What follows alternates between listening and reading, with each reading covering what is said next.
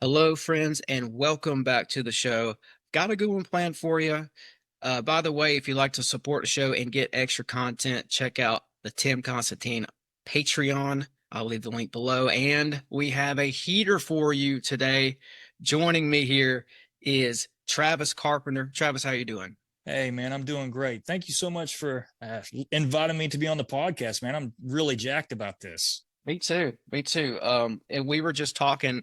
In fact, I just said, let's go ahead and start Yeah, recording because I liked what you're saying. I like what you're getting at. I want to kind of dig into that more. And like, I know there's some things you mentioned that we won't talk about, but like on the subject of spiritual warfare. absolutely. And we'll definitely get way deep into that tonight. So for Yeah, tell so everyone. I'm sorry. I wanted uh, to just like oh go dude, yeah, the. we were the cool thing is like, for folks just tuning in is like we already start talking and it's like, wait, we can't talk about this because then it won't be like natural. So we have to almost push the record button. Yeah. So like we've Yeah. already met and said our pleasantries, but for everybody out Yeah, for there, those, I know who you are, but for anyone listening who might not know, tell them about yourself, your channels, and what you do. absolutely. So my name is Travis Carpenter. I am the son of Scott Carpenter. Scott Carpenter was one of the, in my opinion, now I'm very biased. You guys have to understand that. One of the top researchers in the Bigfoot cryptid field.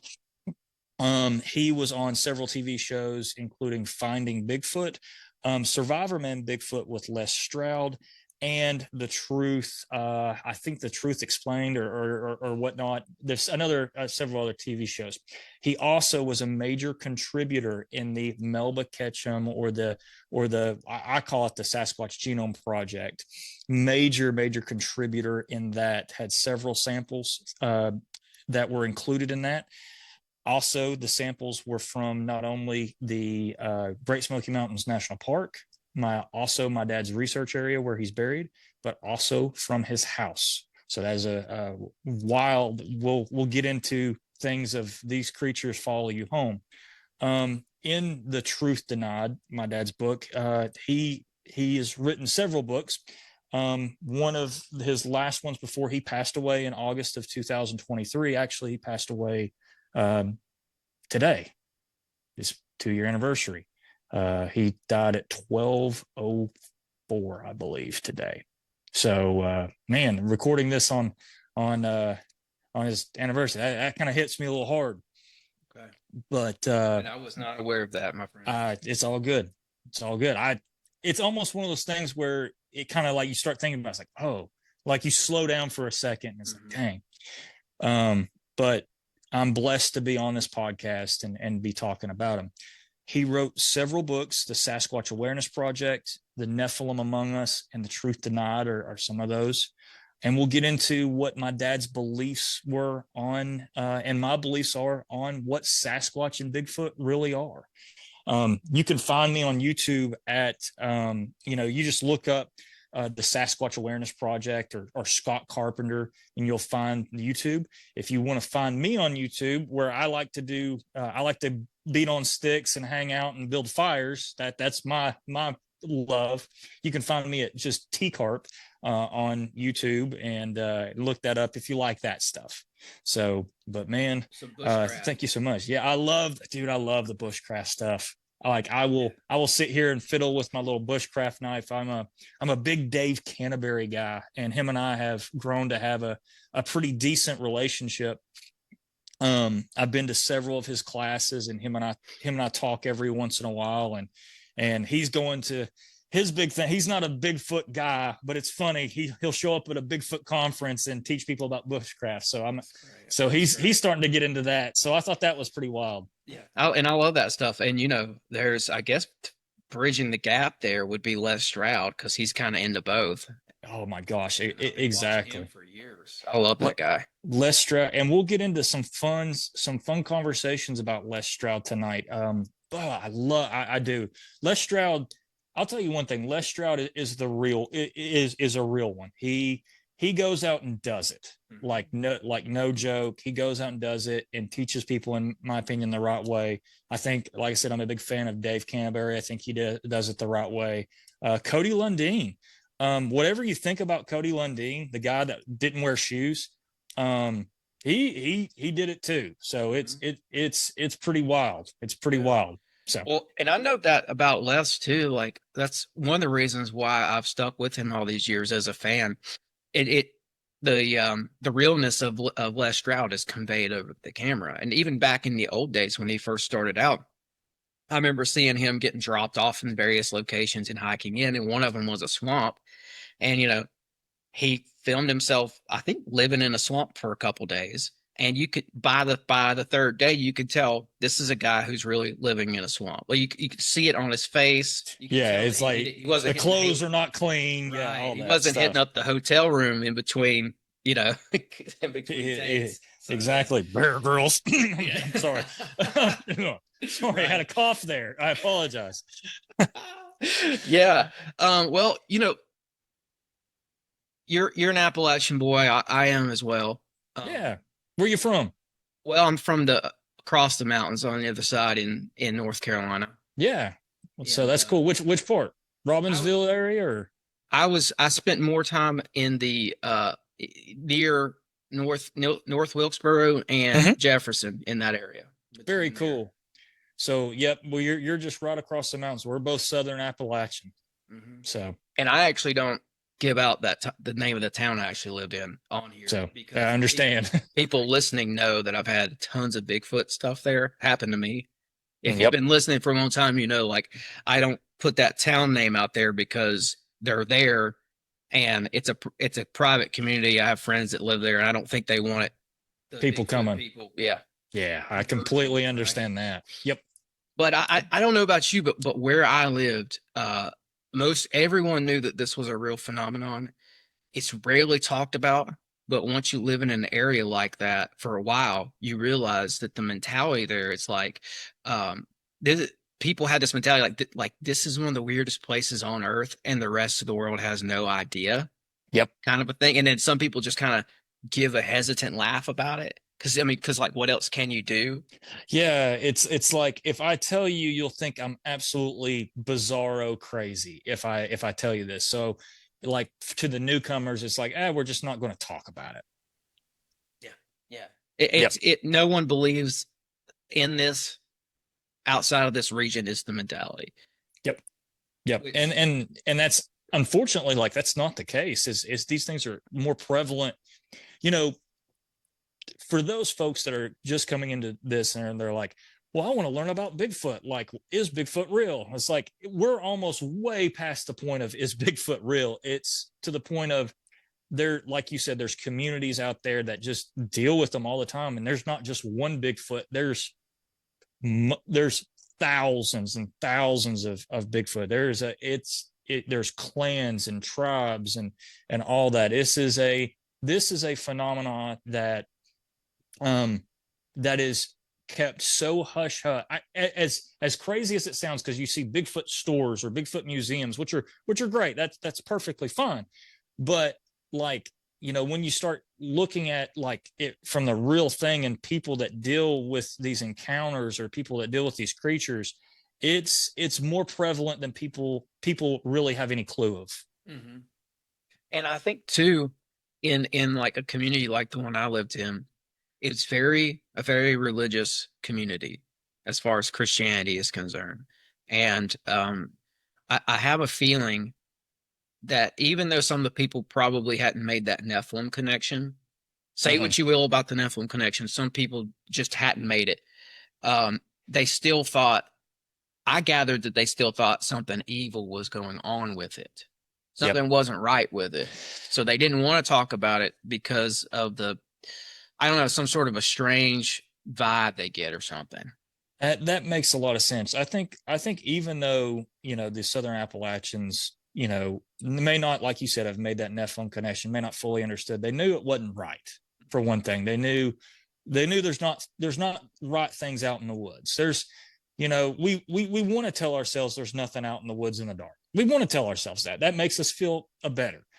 But the more that we research, the more you talk to old Appalachian folks or just folks in general, it's not necessarily the case. And we're not here to scare anybody. I just want you to know, like, it's not, there are things out in this world that do not fit the evolutionary model, so they are ignored, is what I am saying by mainstream. Does that make sense? Yeah. I agree. And I've seen it with the giants too. I'll put it like this. Before I moved to that community, I didn't believe in Bigfoot. Before I started this podcast, I didn't believe in giants. But I started doing research. I had people on talking about the giants. So I went and did my own research. And now I realize, oh, that's a real thing. It's just been covered up. And guess what? It also doesn't fit into the doctrine of science that they want to. Oh, that's such a good, the doctrine of science. That's exactly what it is. I'm a huge fan of this guy by the name of Dr. Kent Hovind. He was one of my early first waking me up experiences. Have you ever heard of Dr. Kent Hovind before? I don't know that I have. So Dr. Kent Hovind, they call him Dr. Downer or whatnot. So he came to my church and he talked about dinosaurs and the Bible. And I'm like, hey, I like dinosaurs. I like T-Rexes. This is right when Jurassic Park is coming out. I mean, this dude, this is awesome. And this guy came in and it was like, hey, the earth is this many thousand years old. Here's the actual science behind it. Oh, they're covering up giants. Here's the actual science behind it. Oh, they're covering up Loch Ness Monster. It's actually a dinosaur that actually exists. Here's the science and here's the reports. Here, like, all this stuff in my mind was just like blown. And he was doing such a good job of it, by the way. You can look this up. He was doing such a good job of it that the government threw him in prison for structuring and taking out like $9,000 out of his bank account. And they threw him in prison for years. And he just got out a few years ago. And he runs a little place now in like Alabama. Opens it up. You can go there for free. You can call the guy on the phone. And I'm telling you, this guy is his name one more time. Dr. Kent Hovind. Hovind. Hovind. This dude is, I'm telling you, like, he was my first wake up point. And from there, like, I never trusted like what science, would say. And he made it so good. He's like, listen, science and these, he's like, I'm a real scientist. I love science.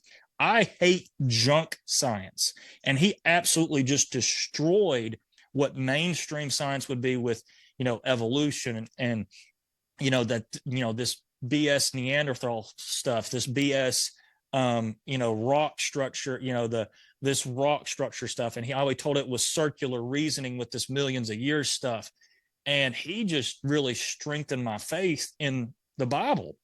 And with that, it's like you said, it's like, okay, there's creatures around that don't fit the scientific narrative. They don't fit the evolutionary narrative. So they're completely ignored. The science is absolutely just ignored or called bunk science, which it's not.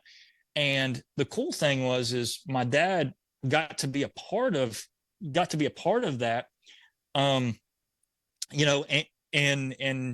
say, hey, Bigfoot, we think this thing's a big hairy ape. And my dad was on that, like, hey, bipedal ape, Gigantopithecus all day long. But he was part of a study that proved that Bigfoot was a human hybrid. And that sent shockwaves through the scientific community, so much so that many different factions of the scientific community came in to try to just dismantle and discredit that study. Mm-hmm. Man, touched on a lot there, man. I can go. I can go wild on it. That's what we do here on the show, man. We talk about all of it. At least that's what I try to do. So I'm happy about it. And it's almost like it's hard enough to believe that these things exist, right? Right. And you said something earlier about a paradigm, and I think that's what you kind of have to have. is you need to have a paradigm shift. Uh-huh. And if you don't have that, it's easier to see this like, oh, well, maybe it's something in nature that we just don't know about. Maybe it's some rare animal. So that's easier to consider than it is this is some sort of supernatural phenomenon that's happening here. Right. I think it's easier for people who are already skeptical to go with, oh, okay, this is like, we know gorillas exist, so this has to be like that. And it has to. Absolutely. And I completely understand where they're coming from there. I'm asking someone to believe that everything that they were told about the world is not true. And that is a very hard ask. That genuinely is. And that's not an overnight thing. That is a realization that, man, what they taught me in school wasn't true. Now, I think a lot of people have had that paradigm shift since COVID, since 2020, and they've had that, and they don't necessarily believe everything they're told anymore. I hate that what happened had to happen for that, but I think a lot of people. I talk to a lot of my friends, and they're like, "Man, 2020 broke me. Like, I don't believe anything that I'm told." Mm-hmm. Same here. And good on everybody. Like, hey, welcome to the party. Love you guys. Come on in. The water is fine. And it's gotten to the point my wife is like, I got to kind of pull her out of the rabbit hole a little bit. I'm like, you're getting a little too deep. We need to go touch grass here, baby. But I say all that to say, yes, not only do these creatures exist, but they're much deeper than people have any idea. Yeah. One of the things that Dad talked about was he started in this Bigfoot research just like anybody does. They see some YouTube videos and then they do something. Well, the way Dad got into it, he's out fishing back in 2008. He's fishing off a point. You're a country boy. You know what a point is on a lake. Beautiful glassy morning. He's fishing top water, just gorgeous. And he's fishing off this point. And he's done a little bit of Bigfoot research, watched some YouTube videos. No big deal. He's out there, looks left and right, makes he said the worst whoop you've ever heard. Just like embarrassed. And of course there's no one on the lake. It's a beautiful morning. Of course the whoop echoes all over, and he's like, oh gosh, I hope no one heard me on that.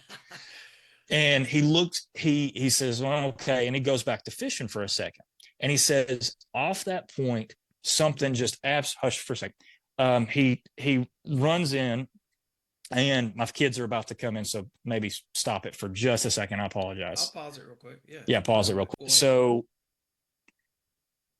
So he makes this whoop, and like he sees I think he hears something crashing down basically crashing down out of the woods and all the way up to the tree line. And it's like beating and banging and all that and making all this noise. And he hits the trolling motor, backs up, all that.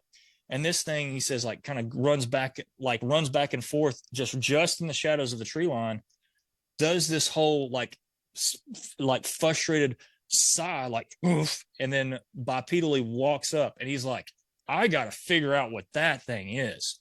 And he goes on this, journey from 2008 to about 2013 and he even called it, he called it an obsession. He started out thinking they were bipedal 8, quickly realized that they were very intelligent,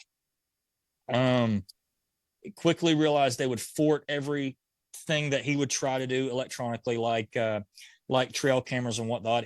They would always find a way to get around them, whatnot. And then he caught a couple. He caught dismantling them. Right? Yes, he caught a couple dismantling them. He caught a couple trying to thwart them, trying to like just get like in the way. One even licked it. Mm-hmm. Caught several of like trying to mess with it. And I saw that one, the lick. I've seen that footage, and he's got it looped in there. And man, that's a weird looking tongue. It's pretty wild. It's definitely it's definitely not a bear. Right. That was some footage that was on Les Stroud's finding or Survivorman Bigfoot. So Les Stroud actually came to visit Dad. And Les Stroud was a Gigantopithecus guy, like, 100% science. Les Stroud, zero woo woo guy. And I'll tell you the story that Dad talked about, just released on the YouTube channel, or just re-released.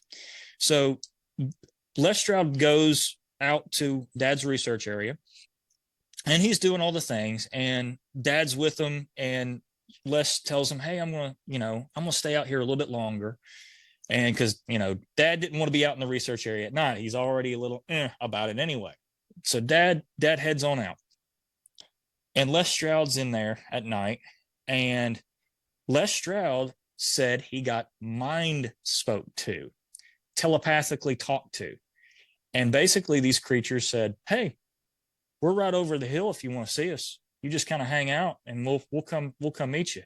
And Les Stroud said, "No, I am not ready for this." Because you're thinking, "Hey, this is just bipedal ape, but Gigantopithecus, again, super science guy," and then you have a supernatural experience with these things.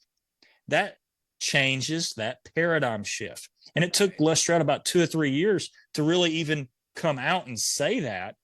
Dad even said that he had the Les Stroud went to a psychiatrist to make sure that he wasn't crazy, wasn't schizophrenic or whatnot. Because again, you got it in his head. Yes, he heard it in his head.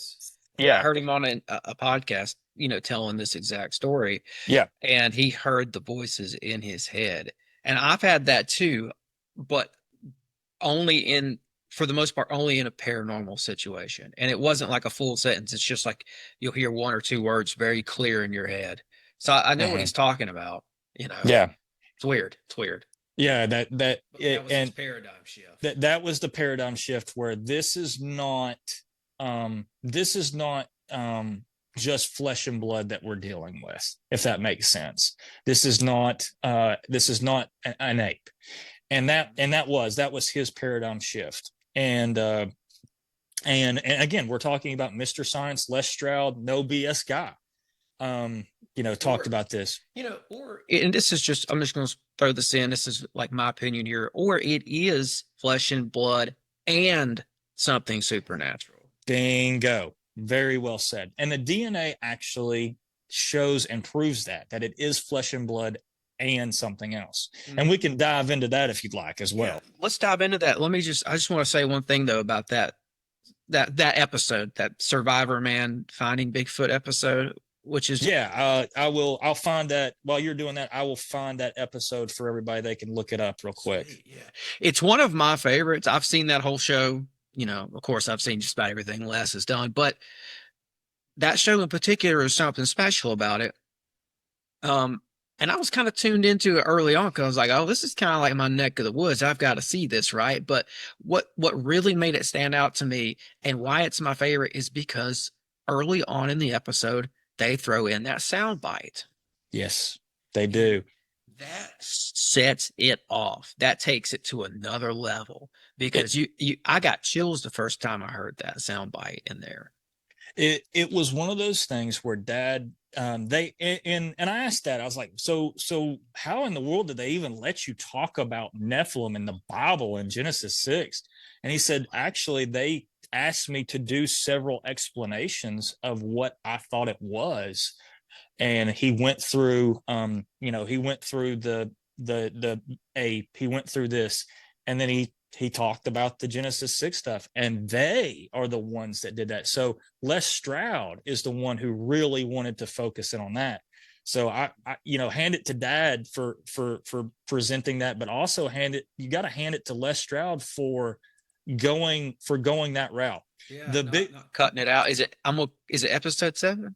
Yeah, so that's exactly right. So Survivor Man Bigfoot, episode 7, Smoky Mountains. Now, Les Stroud did a director's cut on this that I really think people need to check out. Let me see if I can find the director's cut of it. And that was released, I think, on. Let me see if I can find it. If I can't, that's fine. The only thing I wish, it's a great episode. Like, I think that there were maybe some powers some higher powers at work there, like to let it come out in the first place and not have it be censored and all that. But I really wish that they would have put in at least one video or picture of a face that your dad has captured. Just Me, because he's yeah. got so Oh my many. gosh. That's Yes. the one thing I didn't understand. I'm like, they put the soundbite in there. They could have. This episode would have been off the charts if they had just put like some video footage in there, because I know he's Right. got it. Oh yeah, that would have been wild too. But I think they can only throw in so much. Yeah. And dad, and like dad said, is like, hey, if you want to say pareidoia, okay, that's fine. But there's some things that dad has that are just undeniably like, that's a face, man. Yeah, it's Like, beyond. and like, I actually have okay, a picture of one. I took a screenshot of one off of his YouTube in case this came up, and I'll throw it up real quick. yeah, Uh, absolutely. this one, yeah, I'm gonna go with this one. Go with this one.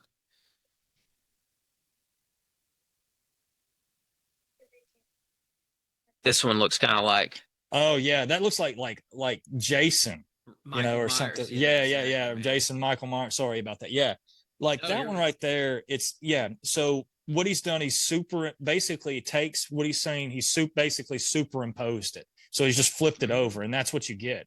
It's like you can see the nose, you can see the cheeks, you can see the mouth, all that Mhm. stuff, and it's just like that. Yeah, it's wild. Uh, He's done a reasonable reconstruction, because you it, see, he didn't try to reconstruct the nose. He just kind of left it. He's like, well, we're just going to give you enough so where you can kind of see what's going on here. And it does. And like, some of them do seem to have the black eyes as well. Yes. Uh, That and that's one thing that people are really messes with people is they don't have the gorilla nose that people assume a Bigfoot does. And if you'll notice all these AI, Bigfoot, they all have gorilla noses. And I'm like, no, a Bigfoot has a human nose and a human face. That's what really messes with people when they actually have an encounter. Is it's not what they thought. It's not what they're looking at. Is they're not looking at fur. They're looking at a human-like thing that is covered in hair. That is dad's famous white mhm. Bigfoot. Oh, and That thing creeps me out, man. me too. I meant to ask you before I put this up. Yeah. No, You dude, got put me it up. through Yeah. through it up. This is I've seen better pictures of the blow up of this. This one's a little blurry. Mm-hmm. There's better pictures online, and on his YouTube channel, you could see a better version of the blow up of the face there. But Mm-hmm. this is also, for people listening, this is video. And I think it's your dad walking down a trail and he's got a Yep. camera strapped to his back. But in the video, this thing pops up and Yeah. moves. Yeah. That's the wild thing is like you can literally see it like pop up, look over the bush, and pop down, and it's like, what in the world? It's and for folks that are like, why can't we ever catch a Bigfoot? Why can't we ever catch it on camera? Guys, you're not going to catch something on camera that doesn't want to be seen first and foremost. And you see all these shows of these people going out looking for Bigfoot, and they as an Appalachian boy myself, like you are, it's like if you've ever been hunting, like if you're hunting something, man, you're going to be silent and stalk and all that. You're not going to beat and bang and have camera equipment and have lights and 20 people out there. Like you're going to scare off any bird, squirrel, animal ever. And they're like in a 100-mile vicinity, or 100-mile, 50, 200-yard vicinity, Yeah. let alone a creature that is intelligent. Mm-hmm. I'm gonna point one more thing out here, and you're absolutely right, man. You're nailing it. Like this one, and I'm sorry, everyone, it's not the best because this is a screenshot. The footage is way more clear than this, but you can kind of see in this where this one had the whites. It seems like it has whites to its eye, Yeah. unless that's white hair around its eyeball. But this thing, it looks like a real creature. Yeah. So I don't know. I mean, your dad's got a lot of this kind of stuff. I just picked out two of them. Yeah, and that's the thing is there's a ton of this stuff on back trail cameras, and there's the thing is dad has hours and hours and hours of back trail camera photos that I still haven't released. And it was one of those things where our dad just kind of got that obsession. You can do that, but then at some point you just say, hey, no picture is going to prove it to anybody. I'm done proving that these things exist.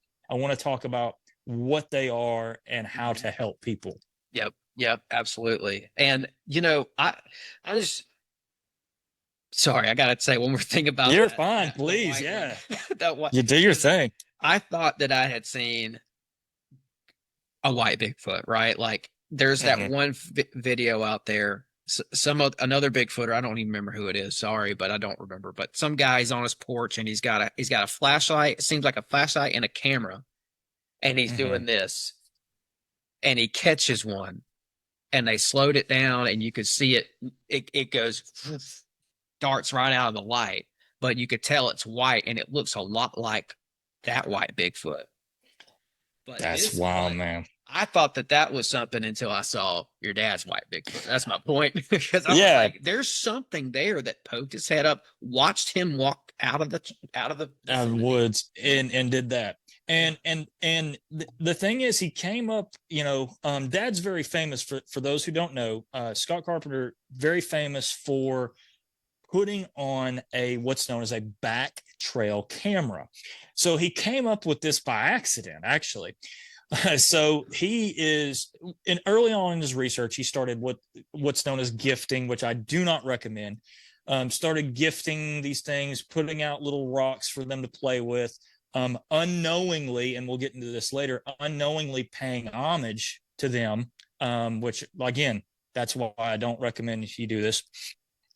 But started doing that, and he was leaning down, and he had his camera just putting his side pointing backwards, where he caught something. He caught one kind of looking at him a little bit, and he's like, well, that's what they're doing. If I've got a camera and I'm just pointing forward, they're not going to pop their head out, wave, and and say, here I am, and then go back in.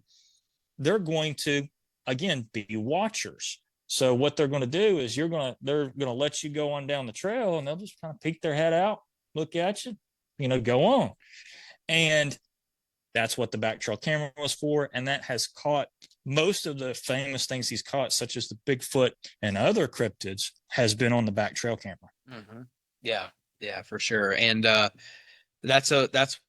he may be one of the only ones who's been able to outsmart them, because a lot of people try and they're just not able to outsmart them. I'm not saying it hasn't been done, but this is a clear example of somebody outsmarting them. It seems. Well, Dad always was a keep it simple guy, and if you can just, and most of his stuff is extremely simple, and just, hey, this is what we need to do, this and this doesn't work, they're smart enough to figure this out. Well, maybe they don't fully understand X or Y. So yeah, so I took us down that rabbit hole. I'll get us right back to, I think you want to talk about the DNA studies. I'd love to hear that. Yeah. So Dad was a part of what was known as the Sasquatch DNA study. Let me get you the actual DNA study for folks that want to look this up real quick. So here we go. Let me get you that. So the actual Bigfoot, or the actual study, or the official name of the study, is the Novel North American Hominins Next Generation Sequencing of 3 Whole Genomes and Associated Studies. So, but for time's sake, I say, the Sasquatch DNA study or genome project. So that's what's that. This study was published in JAMAS, and it proved, in my opinion, and many people's opinions, that Sasquatch Bigfoot not only existed, but it was a human hybrid. So what happened was they got hundreds and hundreds of samples, a lot from Dad, but hundreds and hundreds of samples from all across the United States. And what this study did was it proved that not only that Bigfoot was not necessarily human, but it was and existed, but it was something completely different. What they did was they took DNA from the cell, and you've got multiple parts of the cell. But for folks that remember some biology, there is something called the mitochondria, which is the outside of the cell. That cell or that DNA is from the mother, and it's very easy to extract. So the mitochondrial DNA came out human. Okay. So a lot of people on the surface would say this is contaminated because they looked at the hair follicle under a microscope, and we're talking about, people that know what bear looks like, what possum looks like. This is not any of that type of hair. This is not a human hair, but yet this human hair, or excuse me, this non-human hair is resulting in human mitochondrial DNA. Well, Dr. Melba Ketchum didn't just give up on that, because she's like, I know hair. I know what's going on. I know DNA, and that is not a human hair. She was able to help to extract DNA from the nucleus of the cell. Well, the nucleus of the cell is a little bit harder to get into, but she was able to extract so much DNA that it resulted in 3 whole genomes, which is a lot of DNA, a lot. And that DNA was run through a system called GenBank. GenBank is like a database of all the DNA stuff of every known creature to mankind. So let's say if you went down to Africa and got a frog, and you took the DNA to GenBank and ran it through, and GenBank said, unknown, congratulations, you now have a new frog. You've discovered a new species. 3 whole genomes were run in GenBank, and guess what? Unknown. But the problem with that is this creature, this DNA stuff that they found out of the father, should not have existed. It was single strand, double strand. It didn't have the genes for brain development that you need for folks that, or say, what are you talking about? It didn't have certain genes like pigmentation genes. It didn't have that. It basically didn't have enough of what we know to develop as a fetus into it shouldn't have gestated. It's not viable by our scientific standards. But yet we have multiple flesh, hair, all that samples of this creature that shouldn't be alive. And the mitochondrial DNA, again, is human. The mother's DNA is human, and the father's DNA is unknown. Now, if we look at that from a biblical standpoint, like my worldview is, guess what that is? Genesis 6, Nephilim, descendants of the Nephilim. Here we go. We're talking about something that shouldn't exist, does. And that is what science and the Bigfoot community and everybody cannot accept and will not accept. Genesis 6, and if you want to go deeper, Book of Enoch. Yes. I believe, and I'm a Book of Enoch fan. I believe that the Book of Enoch is a biblically endorsed extra biblical text, as my boy, rest in peace, Rob Skiba would say. Yeah, I love that. That's the best way to put it too. Man, okay, so when you're telling me that this is something that should not exist, according to our scientific understanding of things, that I had a thought, because you're saying it doesn't have the gene for certain parts of development, neurodevelopment, doesn't have the gene for pigmentation, and etc. Well, does that suggest that maybe part of this development was extra dimensional? It definitely could be. So, like, to get into a little bit in the weeds here, this is what the negative results were, that basically this father's DNA did not have. It didn't amplify the universal mammalian primers. So basically it wasn't DNA from bear, fox, wolf, dog, hare, possum, whatever, because it didn't have those mammalian primers. Okay. The DNA did not contain the human TYR gene. This gene is associated with skin pigmentation in humans. So it didn't have that essential TYR gene. It also did not contain the human HAR1 gene, which is the gene that is a human accelerated region that is associated with the neurological development. Those are huge results, guys. This thing should not exist. Should not exist. And maybe that's why, I don't know, but maybe that's why somebody said this study should not exist. There you go. There you go. So these samples, by the way, guys, just to these things, it's not just, they weren't just sent to Joe Blow from Kokomo's DNA lab. This study was double blind and triple blind studies sent to the just a few labs. Let me just read this to you. North Louisiana Criminalistics Lab, DNA Diagnostics in Texas, Southern Institute of Forensic Science, Family Tree DNA, Sequent Right, Houston, Texas, Helix Biological Laboratory in Detroit, Michigan, UCLA, Los Angeles, University of Texas at Arlington, UNT Center of Human Identification, University of North Texas, Texas A&M, University of North Carolina, Texas Veterinary Clinic. This is not a BS study. This was done, this was done, again, 13, 14 different laboratories worked on this. So I remember, I'll just throw this in. I remember a couple of years ago when the smear campaign on this hit all the major podcasts.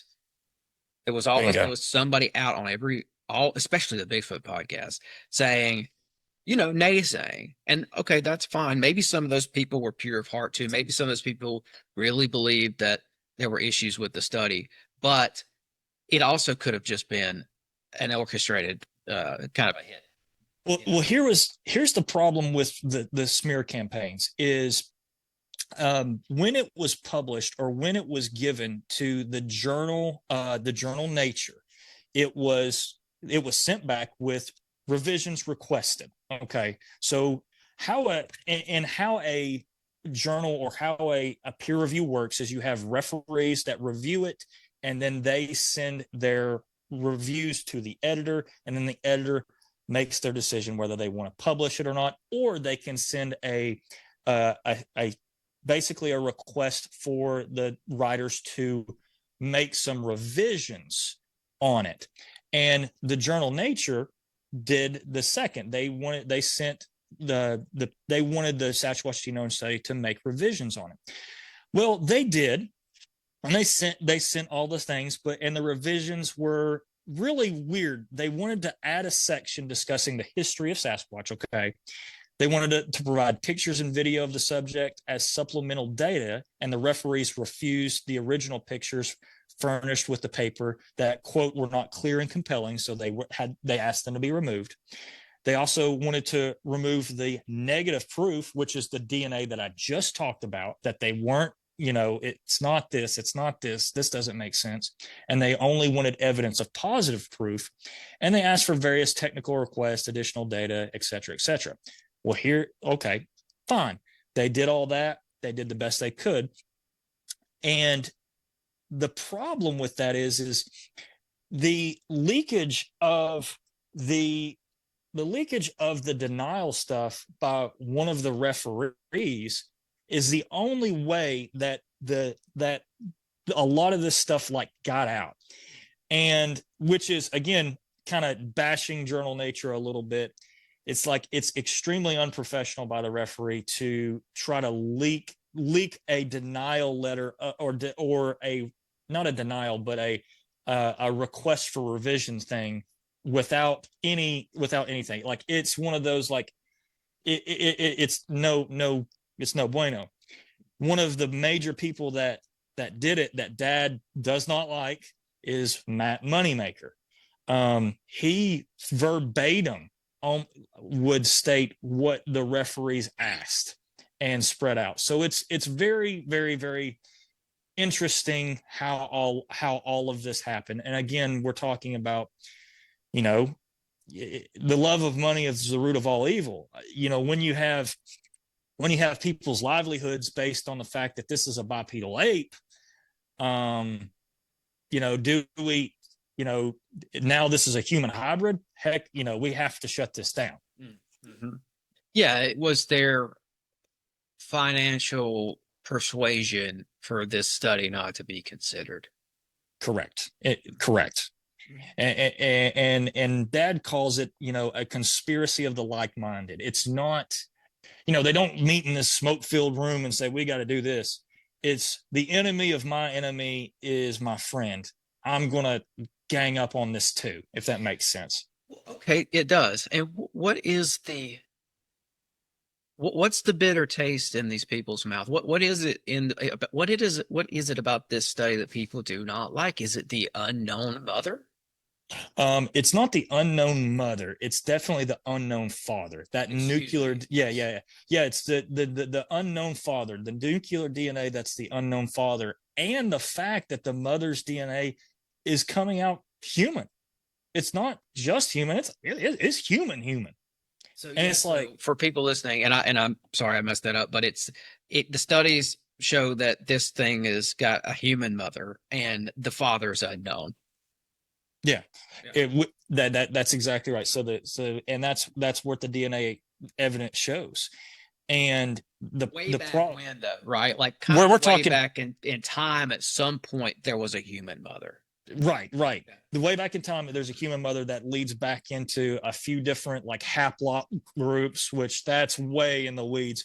But basically, like you have haplot group that is from Europe and Asia and all that, and Africa. And I think they've even done more digging into the DNA.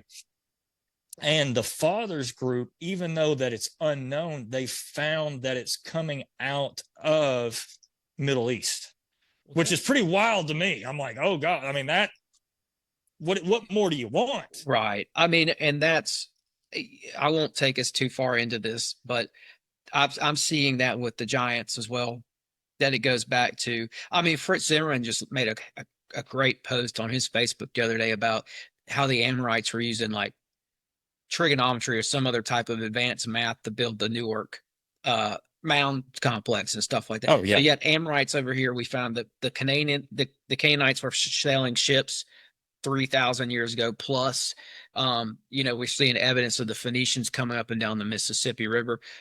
If you look at those bog people that were found in Florida, that was I haven't heard of those. Haplo X is what they were. Man. Yeah, man, if you want to just Google Florida bog people, it'll come up. They found very well preserved people in a bog down there. And I'm pretty sure it was Haplo X. And that's, when you look at that, that seems to be a bunch of people that originated from the Middle East. So it's like, yeah, like all these giants, all these crazy things that shouldn't exist, they're definitely coming straight from the Fertile Crescent, Middle East, where we know that again, if we're taking at this at a biblical lens, and that's where I come from, it talks about the Canaanites, the Amorites, all that were giants. It talks about, Joshua sent spies and they're like, hey, these guys were grasshoppers in their sight. These guys are huge and whatnot.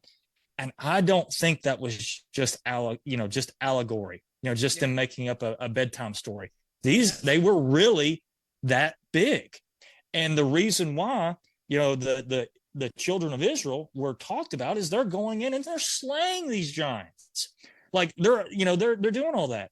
And what was it? King Abimelech or someone was like 12 foot tall. And we as Christians, Bashan. Thank you. Og of Bashan. Yes. And there's Ishbi Benob from Gath as mentioned. There's several giants mentioned, but Og.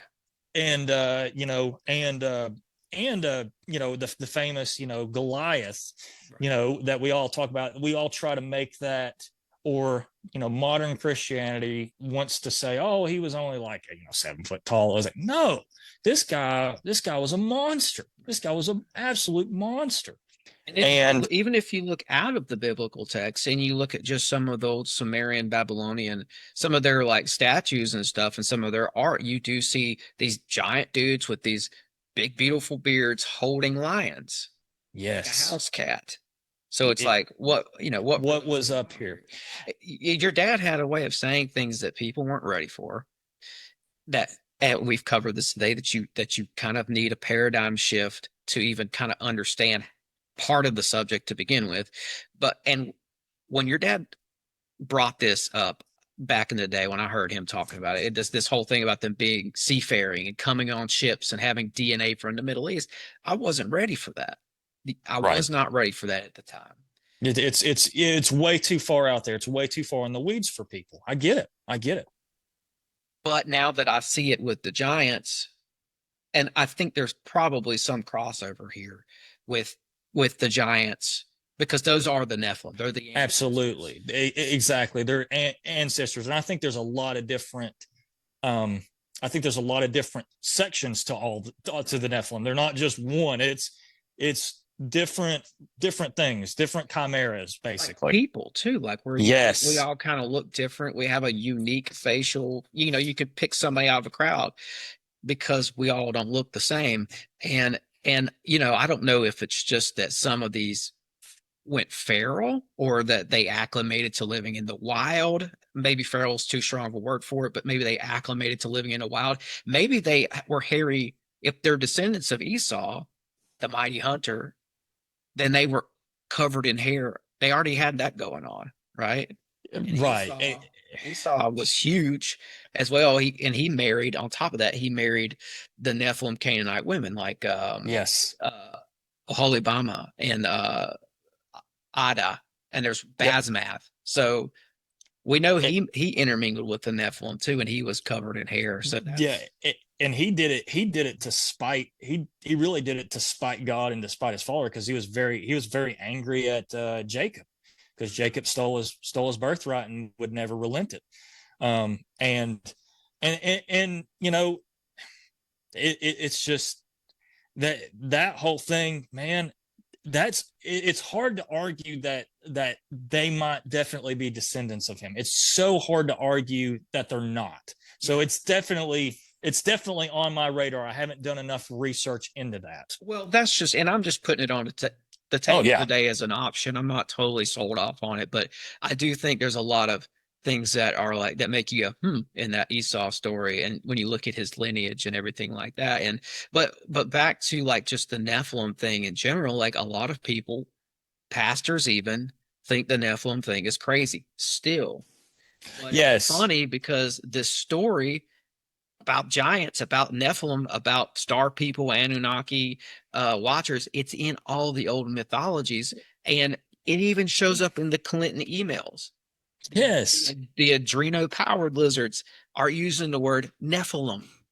Yes, and that's such the frustrating part is modern day Christianity, modern churches today. They believe this lie about Genesis 6, this Sethite theory, and it is unbiblical. It is not true. It is a lie. And they believe the good daughters of Cain mated with the bad daughter, or excuse me, the good daughters of Seth mated with the bad daughters of Cain, or whatever. Sorry, I don't even know. It's so jacked up. It's been a while. I looked into it too because I wanted to see that perspective, and I personally I couldn't find it in there. Yeah, the sons of God. The Sethite. It was the good sons of Seth mated with the bad daughters of Cain, and then they created these massive giants that ruled the world. That were mighty men of old. And I'm like, that's just ridiculous. And what it is people and the church at the time, the Catholic Church at the time, couldn't wrap their head around, and it didn't fit their worldview that angels came down and mated with human women and created, all this. And L.A. Marzulli does a phenomenal job at just pounding this home. He really, really does a great job. That without Genesis 6, without the Nephilim, you don't understand the Bible. It's the key to understanding the why. Because if you think that God is just this homicidal, genocidal maniac, like evolutionists do, by the way, That is one of their main things why they don't like God. You have to understand that what is happening here is God is wiping out creatures, hybrids, Nephilim that should not exist. These evil creatures that ate people, that were just crucified, like teaching people to crucify children, or I say crucify, excuse me, just kill children, pass them through the fire. That they heated up these idols and let their, I hate to get graphic on here, heated up these idols and put their children in its hands. And that's what passing it through the fire means. And they were teaching. That's a Canaanite, Amorite, Phoenician. Yeah, that's exactly right. That's exactly right. That's what they were doing, and God's like, kill them all, like wipe this from the face of the map.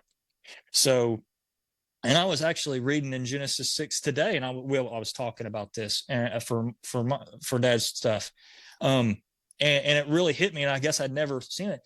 It really hurt God so much that he grieved making mankind. Did you ever read that before? You ever read deeper into that? I've read through it. I don't remember that part specifically. Yeah, I'm going to read it to you real quick. Yeah, so in Genesis 6, and then this is from the NLT, so people can lose their mind on me. Well, I remember him saying he looked down and saw what was going on down here, and it pained him. Is that that might be what you're talking about? But no, let's read this. So basically Genesis 6. So we're going to just go ahead and start in chapter 1, or verse 1. The people began to multiply on the earth, and the daughters were born to them. The sons of God saw the beautiful women, and the sons of God is the B'nai Elohim, which is, Strong's 1121 and 0430. You can also look that up in Job 1:6, where it talks about the sons of God. It uses the exact same B'nai Elohim, which stands for angels. So there's your another big argument against the Sasquatch theory. But the sons of God saw the beautiful women, and they took what they wanted as their wives. Then the Lord said, my spirit will not be put up with humans for much longer time, for they are only mortal flesh. In the future, their normal lifespan will be no more than 120 years. And in those days, and sometime after, giant Nephilites lived on the earth, for whenever the sons of God had intercourse with women, they gave birth to children who became the heroes and famous warriors of ancient times. The Lord observed the extent of human wickedness on the earth. He saw that everything they thought or imagined was consistently and totally evil. So the Lord was sorry he ever made them and put them on the earth. It broke his heart. And the Lord said, I will wipe this human race I have created from the face of the earth. Yes, I will destroy every living thing, all the people, the large animals, the small animals, the scurry along the ground, and even the birds of the sky. I am sorry I ever made them. But Noah found favor with the Lord. Could you imagine, God just being so distraught at the destruction of humankind, of birds and animals? So for folks that don't understand, this mixing of species, this mixing of creatures that is stylized in, mythology, in, all ancient history stylizes this mixing chimera of species. It got so bad that God was like, I got to destroy it all. That I've messed up. God's basically saying, I've messed up. I've got to just destroy it all. Could you imagine? That kind of wrecked me today when I read that. Yeah, that's big. So big.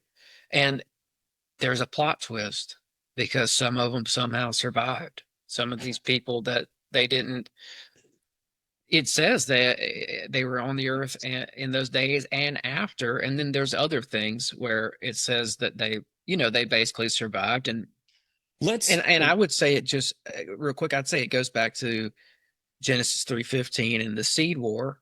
You've got the seed of Eve, aka the seed of God, and then the serpent seed. And somehow that serpent seed was able to and let's talk a couple of its. Yes. let's talk about that real quick. So my dad has a great theory. Let me see if I can find that. I subscribe to this theory too. And again, it's just a theory. So if you can, I don't know if I wish I could show you guys this, but let's take a look. You remember the old XXXY chart, okay? Mm-hmm. So below is a chart of how a pure human male can have a pure human children with Nephilim women. Now remember, let's talk. This is what Dad's theory is. Okay, unveiling the truth, the origin of Bigfoot in North America. The Nephilim are hybrids. Blah blah blah blah blah.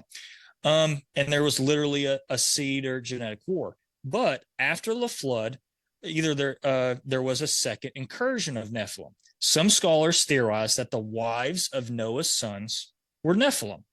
This allowed the race to survive the flood via the wives. A second theory suggests that Satan and the fallen angels began a program of genetic engineering. A third theory postulates that the fallen angels copulated with human women as they did before the flood to produce more human/angel hybrids after the flood. Based on my study of the subject, I think the wives of Noah's sons were Nephilim. Here's the thing. It always talks about, again, Noah and his sons were pure human. It never says the wives were. Never says the wives were. So if you have a Nephilim female, which is like, let's say here, a black X, and it's hard to see with my saying, a black X and a red X. Okay, that's a Nephilim female. And then you have a pure human male, which is a black X and a black Y. So the black represents humans, the red X represents Nephilim. So if you have that, there you have 4 possible offspring. Remember the DNA boxing. Okay, you can have a Nephilim female, which is a red X and a black X. You can have a Nephilim male, which is a red X and a black Y. You can have a normal female, again, 2 black X's, and a normal male, which is, again, black X and black Y. This is also, again, theorized when you talk about Noah's son Ham settled in the land of Canaan, which is the promised land that the children of Israel were given by God. Ham was the father of all the Nephilim tribes. Note that Moses, under the divine inspiration of God, points out as Ham as the father of Canaan in Genesis 9:18. And the sons of Noah that went forth from the ark were Shem, Ham, and Japheth. And Ham is the father of Canaan. Dad found it interesting and telling that God thought it important to inform us that Ham was the father of Canaan. Canaan is also a geographic area inhabited by the Nephilim when Israel went into the promised land. Also, and again, I'm getting way in the weeds. When you look at Enoch chapter 68, and on that day, Michael answered Raphael, the power of the Spirit transports and makes me tremble because of the severity of judgment of the secrets, the judgment of the angels. Who can endure the severe judgment which has been executed and before they melt away? And Michael answered and said to Raphael, who his heart was soft and concerning, and whose reins were not troubled by this world and judgment that has gone forth upon them because of those who have led them out. But basically it goes on to pretty much say that Michael trembled at the severity of judgment that happened to these fallen watcher angels, and basically said, well, no one's going to do that again. So that's why he doesn't necessarily think that they came down and copulated with human women again. But again, it's all, we're all in theories, but that is dad's theory. I'm actually glad you brought that up. And in fact, I'll be completely honest with you. I'm going to have to go back and listen to you break that down again.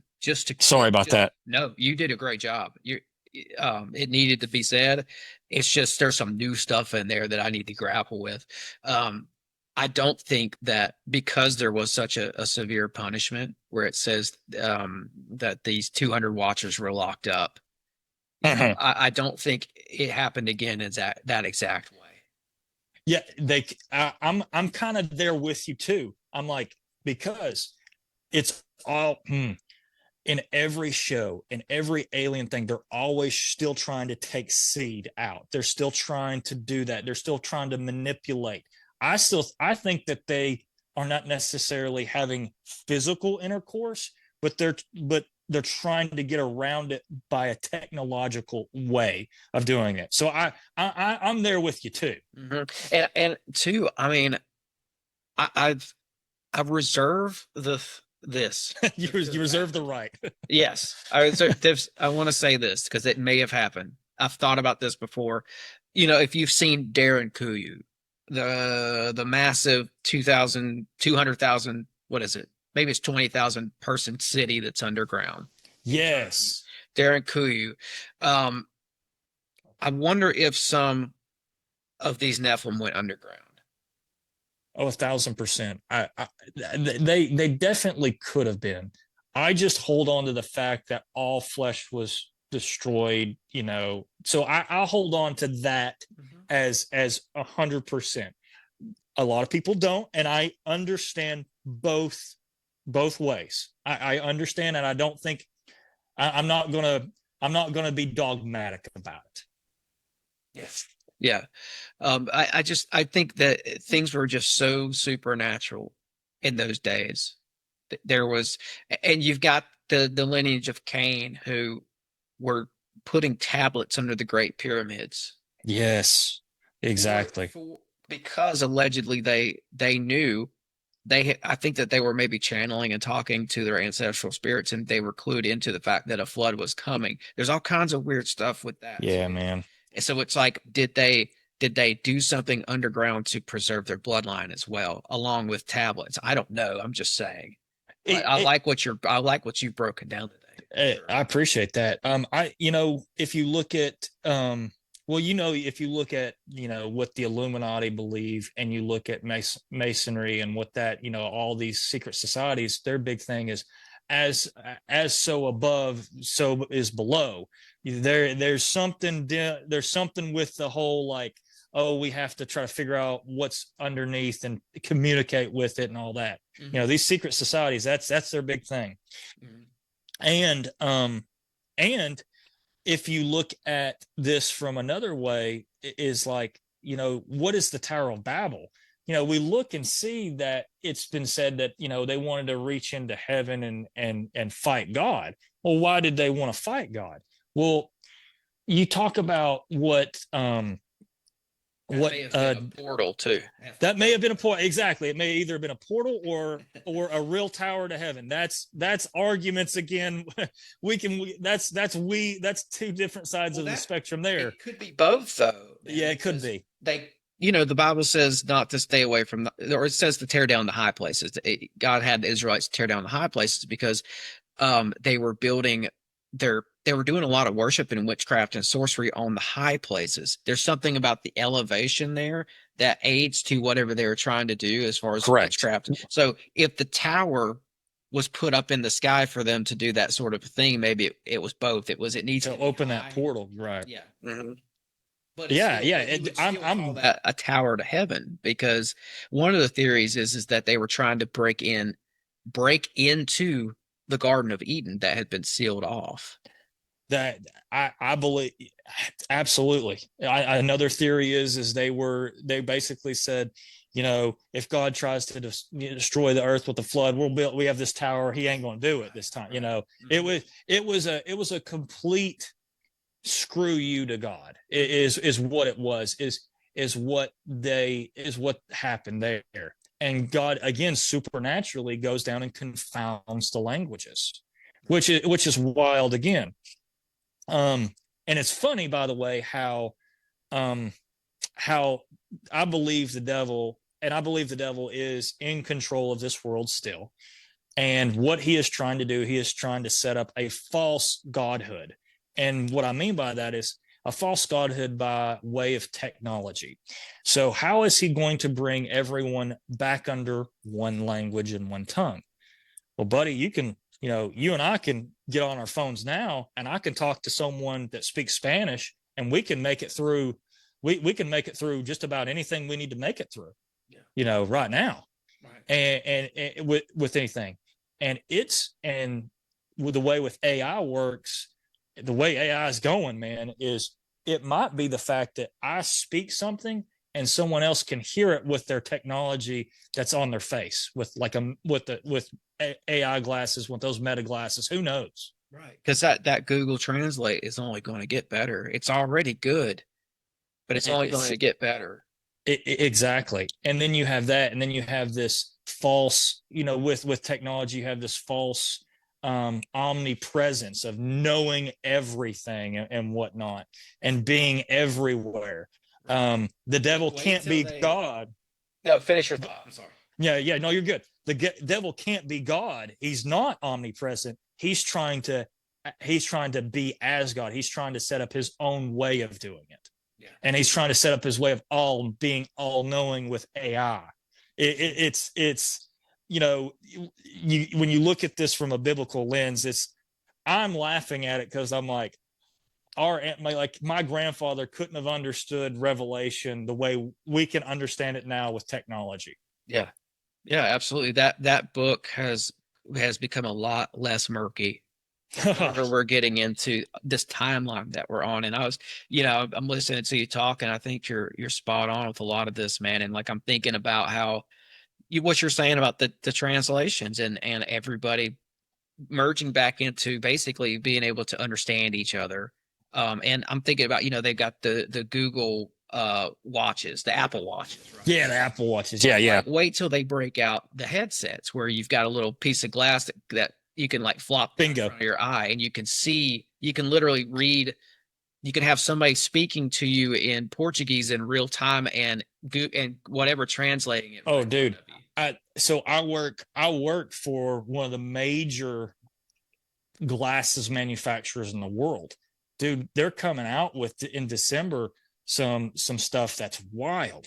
And again, I'm telling you, you won't read it. You will hear it in your language. They will speak their language and you'll hear your language. I'm telling, it's coming. It's a few years away. It's coming. Yeah, man. And just, there's so much stuff with the Bible that I've really come to respect. And I had respect already, but like, right, in my research, it's like I've seen that when I went through and read the Old Testament, a lot of times I would go look and see, I'd look into the regions that were mentioned in the Bible, and time again, those regions are still there, right where they're said there were, and there's a lot of times the cities that were mentioned in the Bible are still there. They're in ruins, of course, but they're still there. And then you go and look up the kings that are mentioned in the Bible, and our historical record tells us that king did rule in that city. There's so much stuff to this, and that's when I was like, man, there's something to what this book is telling me right now. Absolutely. And like, even down to the Canaanite thing that we've been talking about today and how they somehow survived. They made it over here too in North America. And that's like from the Wabanzi stone that was up in Chicago off the edge of the Great Lakes, the sacrificial stone that they used, down to the Temecula tribe in Georgia who were doing child sacrifice, and they were said to be 7 foot at least. They made it over here, and they kept those Canaanite practices. So I have to, and what I'm doing here is I'm thinking, I'm getting us back on Bigfoot for a second, because I'm thinking there's going to be some crossover there for there has to be some crossover. I definitely believe that. One thing that Dad, I don't think mentioned enough was, so this area that it was Dad's big research area is just right around the river bend from what is known as Tanasi. Have you ever heard of Tanasi before? Yes, I have. Actually, let me show you something real quick. Talk to me. I don't know if you know what's under. It sounds like you know what's under that lake, but I'm going to show you because I got a map of it. I'm down. This is a map of Chota. Yes. Okay. So you know where Chota is. Okay. Yep. Zoom in and I will show you Dad's research area. So this is and I want to, sometimes this thing doesn't want to zoom. So I'll try. Oh, there we go. And I just want to point this out. It says Chota, the metropolis. This was a Cherokee city. Yes, preach. You talk. I get goosebumps. Preach. This was a Cherokee city, and I got another map I can pull it up in a minute that shows all the Cherokee cities that are under this. It's an artificial lake. Tellico Lake Is was artificial. artificial. Yes. They put in a dam and they expanded this river, and all these cities are underwater today. You've got Sitiku right here. Correct. Sitico. Yep. Sitico. Yep. Sitico. Yep. Think about this.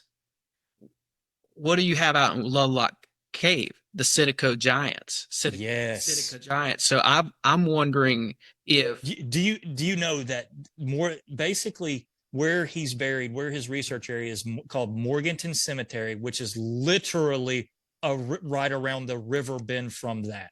Mm-hmm. Could these Bigfoot, the clan of Bigfoot that Dad was messing with, could they have been descendants of all these things that were talked about by the Indians in Chota and all this stuff? I believe 100%. 100%.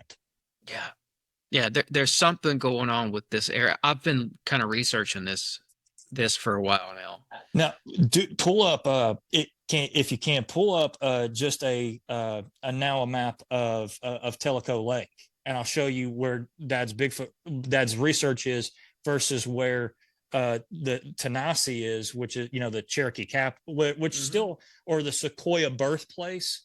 Mm-hmm. They basically still have Cherokee land that is Cherokees right on that river, and it, like I said, is like literally right around the river bend from it.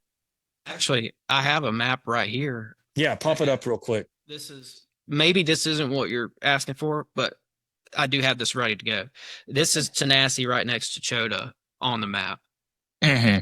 Let's see. Just these are all the cities that are underwater right now too. So, and I think that Tennessee may have been named after this Tanasi. It is. That is where we get our name from. Tennessee is named after Tanasi. But you want to pull up like a Google map. Like, go ahead and Google map it for it, because I want to tell I want people to know what we're talking about and kind of where it is and how close it is. Yes. All right. So, because this is something that I've been really really wanting to research more into. Mm-hmm. But do you want me to do a real basic map. Regular map would be fine.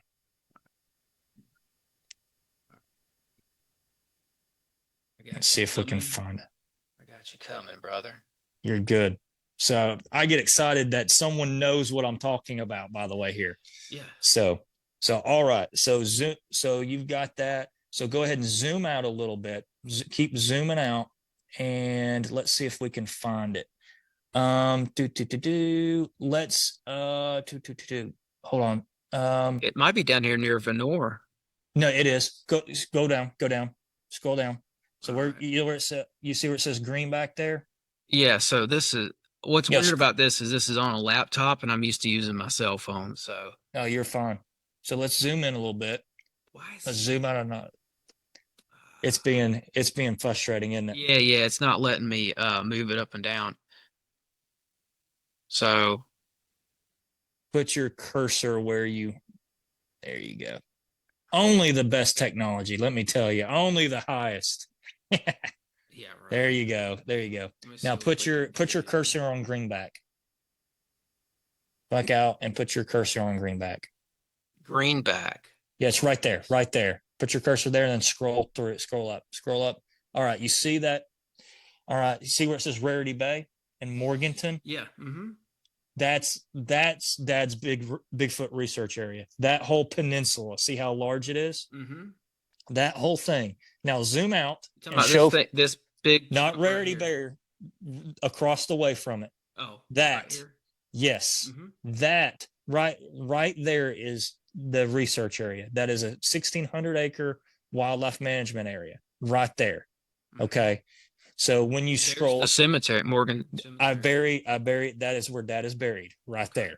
All right. So when you scroll out, you can see literally that it's just a river bend away from where the Cherokees are, where Chota, all that stuff. And when I mean just a river bend, it's up north a little bit. By the way, this Venor, you can see some of the settlements still standing from the north, standing by the road, looking out across the lake. Some of these little islands here pop up, I believe, are remnants of Rose Island, which had a Yes. Cherokee city on that as well, or settlement on that. But where did Right. you want me to go? Oh man. So just Fort Loudon, there's Fort Loudon State Historical Park, all that stuff.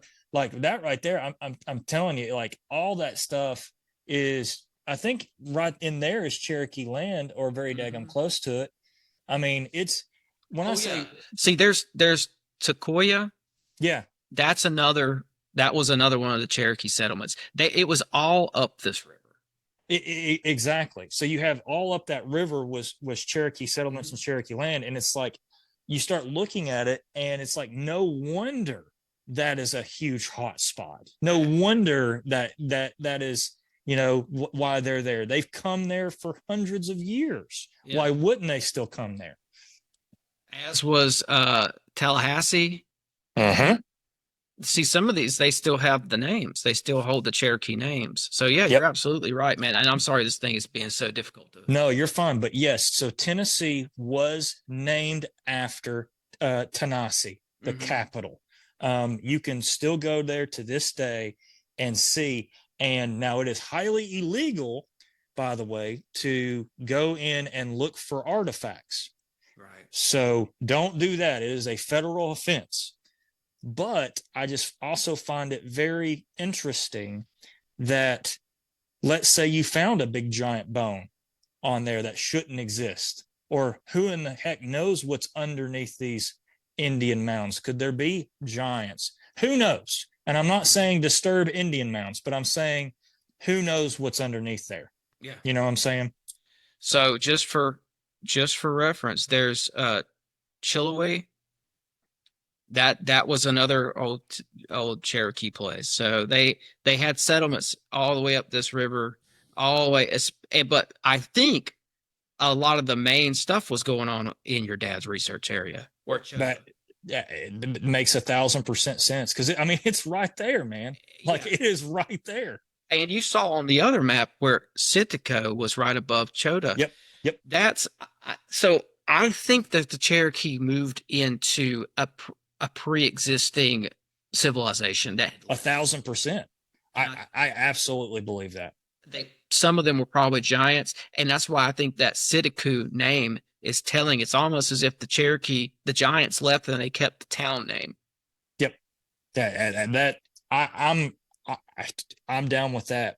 I definitely think, because again, the Cherokee talked about one of the legends with the Cherokee, with the Indians, or the whole how thing was, we're going to hold it up and show you that I have 5 fingers, not 6. That is a legend. But again, a lot of this stuff is all we have is legends with the Cherokee. Sequoia was the one who actually gave them a language, gave them writing, so that they could have treaties with the U.S. government that they tried to not, to say they couldn't break. But we all know the U.S. government is so great at keeping its word. Yeah. They totally ran these people off. Oh, it was terrible. It was terrible. And I look back in the record, and that's exactly what happened. Andrew Jackson, who signed that Trail of Tears document, that was the nail in the coffin for the Cherokee that lived in that region that we just looked at. Yep. That they had to move. They marched them out to Oklahoma. That's exactly right. It was god awful. Like Andrew Jackson did some great things. That was god awful and terrible and unforgivable, in my opinion. I have heard that the Cherokee have actually publicly stated that they have forgiven the U.S. And which, again, that is what I've heard. I don't 100% know, but if so, the U.S. has gotten forgiveness that it does not deserve by the Cherokees. Yeah, I agree. And I mean, at the same time, I'm happy to hear that too. It kind of warms my heart, because I don't want to see those people live with the bitterness either, because bitterness can eat you up. But no, they don't deserve that. I mean, it was atrocious what they did. And but man, like we're talking about like a real ancient settlement here Correct. that might go back to like real sorcerers, Canaanite That's sorcerers. exactly right. That could go back to Canaanite sorcerers, because this hotspot again, many people have had issues with it, not just Dad. We're talking major famous people, Les Stroud, even Tony Merkel has had some experiences that he hasn't fully like we've had conversations where he's had experiences that he hasn't talked about yet, that were like where he's gotten worked up about. There's something around here. I don't know 100% what, but it's definitely spiritually charged. The veil is thin there. Whatever was done there, there's just bad there. Like how old folks talk, there's bad juju there. There's bad juju there, if that makes sense. Oh yeah. I mean, we had a little taste of it on my side of the mountains too, where I was living, and it's not every little spot in over there. It's not every spot in the North Carolina mountains is like this. A lot of them are, but I think I just ended up in one of the very dense hot spots for paranormal activity. And when I moved to the region, I had lived in a haunted house before. So when all this stuff started happening, I thought it was just paranormal. I didn't know anything about the Sasquatch concept. It wasn't until my girlfriend in high school, who lived down the street from me, um, told me her Bigfoot experiences. She saw one right out in the open. She saw one. She had a real long, windy road, just one of them old Appalachian driveways, right? And one walked out in front of her, and it spooked her like for life, spooked her for life. And she didn't want to tell me that because she knew that I didn't believe in Bigfoot. So she didn't even want to tell me the story. But it was so real to her that she had to tell me. She's like, I know people don't believe me. Some people think I'm crazy, but this really happened to me. Yep. And that's what got me thinking, okay, there might be something to this. That was like the origin story for me, considering that this was a giant Sasquatch like creature. And of course, there might be paranormal too, and following it around. Absolutely. And it's funny how they showed up not to a male, but to a female. That's extremely telling, and that follows that follows with what they do. They usually won't show themselves to males. If they do, they want you to get what Dad's found. They want you to pay attention to them, and then something's going on behind you, type of thing. They're distracting you. But to females, they'll show themselves more. And I think that this was an alpha male, judging by what she told me, and judging by what she told me, it was probably intentional. It seemed like it chose to walk out in front of her, and she was also probably 16 at the time. So young girl, right? Young, attractive female. Yep. Mm-hmm. There's stories that Dad's been told, that he's relayed, that the Sasquatch have been, and this part's not for little ears. So if you've got little ears listening, please, remove them from the room for just a second. That they have made advances toward women. There was one that they talked about. There was two women living in a house, and basically one Bigfoot came up on the porch and rang the bell, and as she walked to the door, they got the one Bigfoot ringing the bell, and another Bigfoot comes behind in front of the porch, full peacock, let's just say that, absolutely fully, you know what, comes, doesn't look at her, but just comes and walks in front of her and around the other Bigfoot. And it's like, what is going, I mean, making those advances toward the ladies. And there was another story about a couple that went into the woods. They were married and they wanted to have a little fun, so they had a little thingy in the woods. Good for them. Awesome. Problem was, they stepped out and they saw a Bigfoot sniffing the air, basically like you ever deer hunted before? or you ever hunt, you know how that buck, stick that nose up in the air? That's exactly what they said it was doing. And they said they took off, and that thing gave them the presidential escort out of the woods. Right. And that just absolutely messed with her. So these things are, I believe, if I can say it on your podcast, like intimately charged, let's say. Sure. They have that desire. Yes. They have something in their DNA or their composition allows for them to have a sexual drive. That's absolutely, yeah, absolutely. And that has been shown too. And I just want people to know that if they're into looking for Bigfoot, they're into looking for Sasquatch, that they don't wear this sign that says, I'm a good one. They have feelings, emotions. They have bad days and good days, just like humans do. And they may be cool or they may be not cool. And what Dad said and mentioned is like, sometimes with your interaction, whatever is happening, killing you might be on the menu. It may be way down on the options list, but it's an option, and you have to be aware of that. And that really bothers people, but it's the truth. Yeah. And that might get into this whole missing 411 thing as well. Yep. Where it's like, what really has happened out there, Exactly. Dave Pilates, I believe, does a really good job, does his research to the best of his ability. And he's getting a lot of flack right now. People are saying that he's leaving out things and all that. And my thing is, I don't believe that. I think that the way he does things is, he's trying. Yes, he is trying to point you in the Bigfoot realm. That's his job. That's what he wants to do. But to come out and say he's lying, that's bold statements for those people that have done that.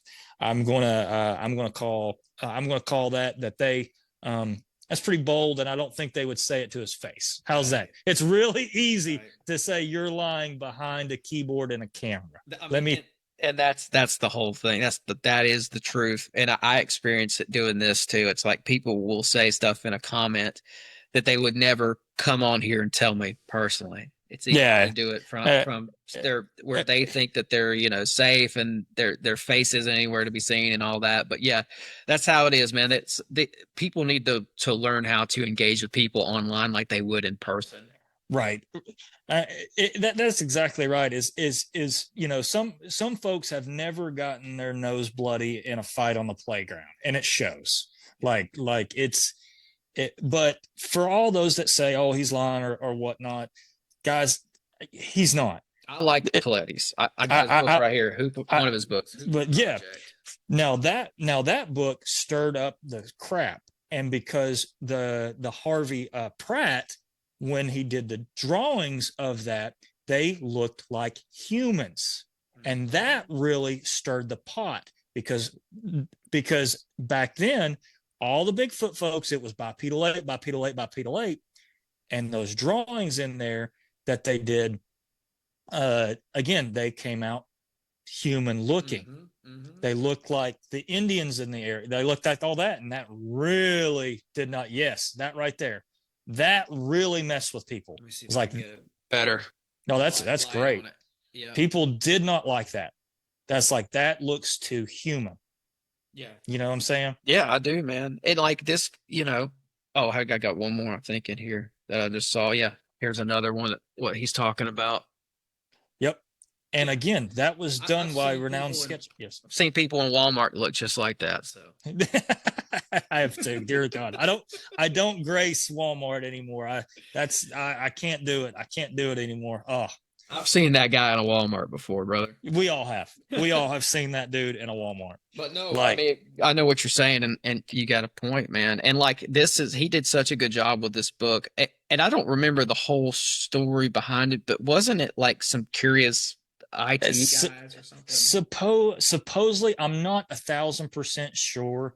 I don't know the story, so if I were to try to I would try to say it, I'd butcher it. I don't 100% the story, but here's what I will say. is David Pilates has been nothing but a friend to Dad. But is everyone perfect? Heck no. If you look at my life in my closet, dear gosh, it's terrible. Dear Lord. But do people have bad days? Are people brash and brazen? Absolutely they are. And heck, David Pilates has a reason. People have been calling him a liar and a cheat and a fraud for 20 years. The guy's not going to be a loving, cuddly teddy bear. He's a hard, West Coast, policeman. But he comes at it, especially in this book, he comes at it like that, like an investigator. He comes at this as if he doesn't have a dog in a fight, although he tells you what he does think. But absolutely, he's very data driven in this book.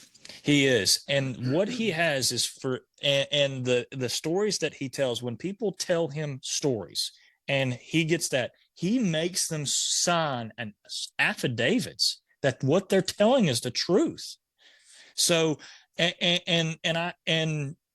would argue to say it's like, it's hard for anyone to kind of argue that what's going on with him is not, it is not the truth there. Mm-hmm. Now, are people like, oh, well, this story was made up and this is this? It's like, what evidence do you have of that? You have a newspaper clipping, but you have to say, oh, these newspapers are telling the truth, that person was doing that. It's kind of one of those things where it's a lot of he said, she said on that stuff. So anyway, I didn't mean to get in the rabbit hole there, but I like Dave a lot. Dave was my dad's friend. That's good. That's good. I mean, I've always had respect for him, and I think he does good work. And he's been nothing but good to me and my sister. He has been nothing but good to me and my sister, and he has treated me with love and kindness and respect. Everybody who comes out as a researcher and who presents publicly what they found gets some sort of pushback. I get it now too. Oh, heck yeah. I actually have haters, Oh yeah. It's crazy. It's like, it's same. It's like, oh, you don't answer emails. You don't do this. You don't do that. And it's like, oh, okay. Yeah, I know, man. We just got to keep pushing. But my goal, I want to sprinkle this in. My goal a few years back was, because I was coming to terms with my experiences, and I was trying to come to terms with, what my girlfriend saw and a lot of other stuff, because I was still kind of in denial about it, but I was looking for answers.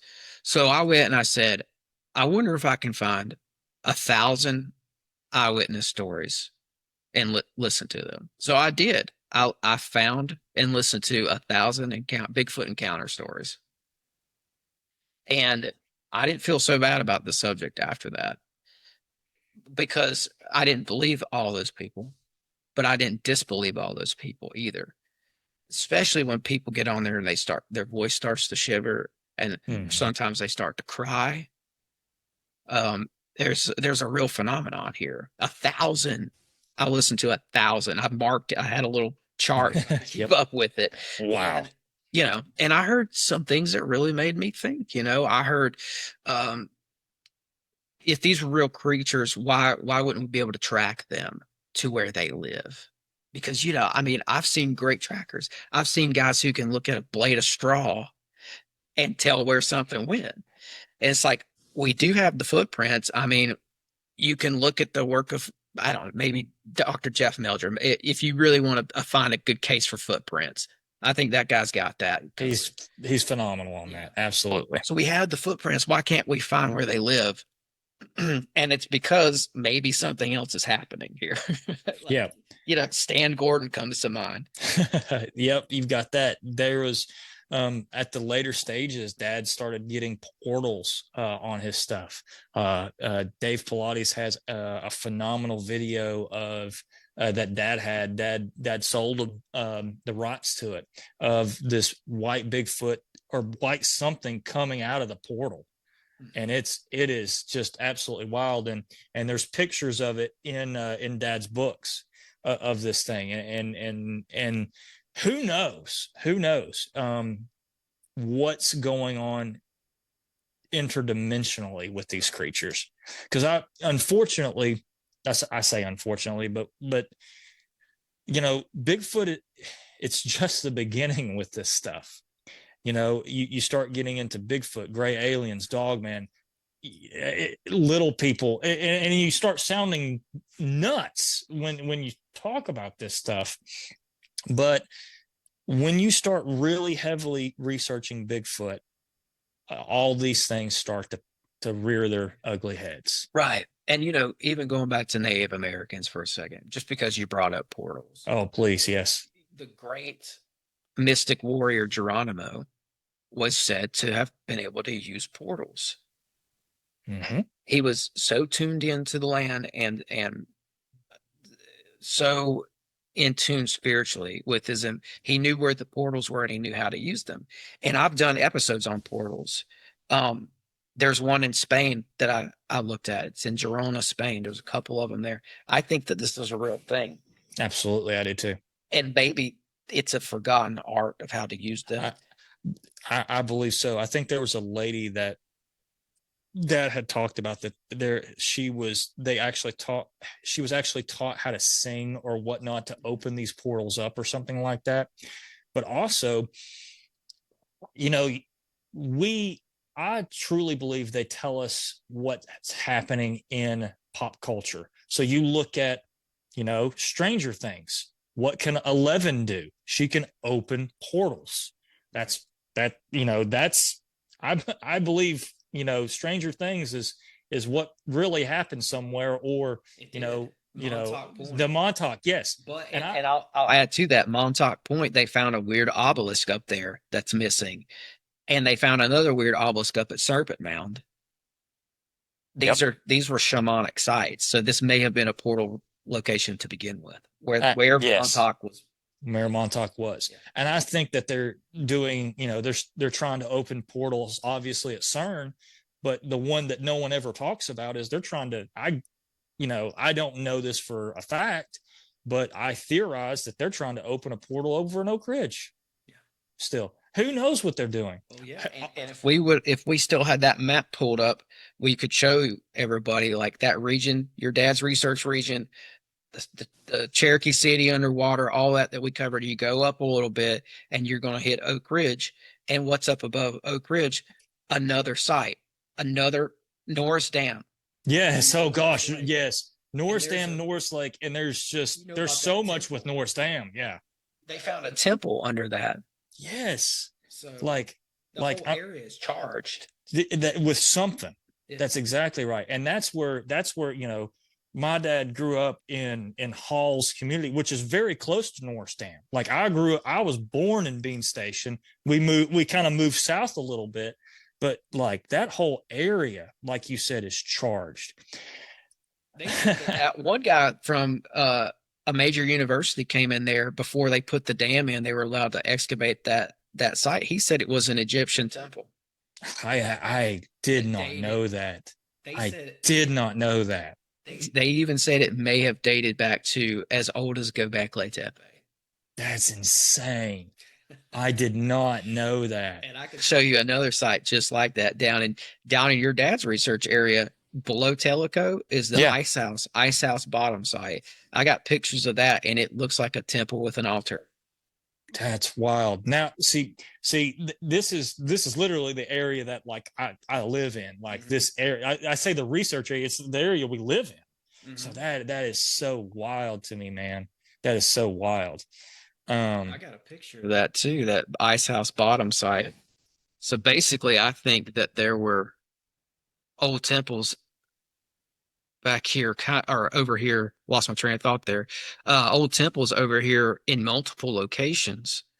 And I'll just show you this one real quick, just because. Oh heck yeah! Because so this is the before they put the dam in, before Tellico Lake was expanded to a lake. This is what look how far down they dug into this. Jeez! You see these columns here? What in the world is that? That's wild. This right here, this guy's bent over. It looks like he's scraping off the top of something. That looks just like an old altar. Oh, yes. Oh, I wouldn't doubt that, man. That's some sort of a temple complex, probably, in my opinion. So, and we, we don't, we think we know history. We think we know, it's funny. We think that we're smart. We're so advanced. Who knows what the ancients, honestly, who knows what the real history is of anything? Well, To be honest with you. yes, dude. And that's why I think that some of these locations, even CERN, I won't go there. It's a long No. thing, but there was a temple site there where they put CERN as well. Oh, I believe that. It was a temple. There was it was either Roman or Greek temple there to Apollyon. Yes. And by the way, who comes out of the bottomless pit, by the way, my brother? Abaddon, Apollyon. Yeah. Exactly. Exactly. So I'm just going back to your Oak Ridge point though, man, where it's like, what if it was chosen for the location? bingo. Bingo. We have this, Oak Ridge was a part of for those who don't know, Oak Ridge was a part of the Manhattan Project. Everybody knows by watching Oppenheimer what the Manhattan Project was. But again, it's stylized and kind of dumbed down. We don't 100% know what goes on there. I have buddies that work there, and this is what they say is if you touch the grass over at Oak Ridge, you take off and you throw your shoes away. It's that bad still. I'm not joking. Why?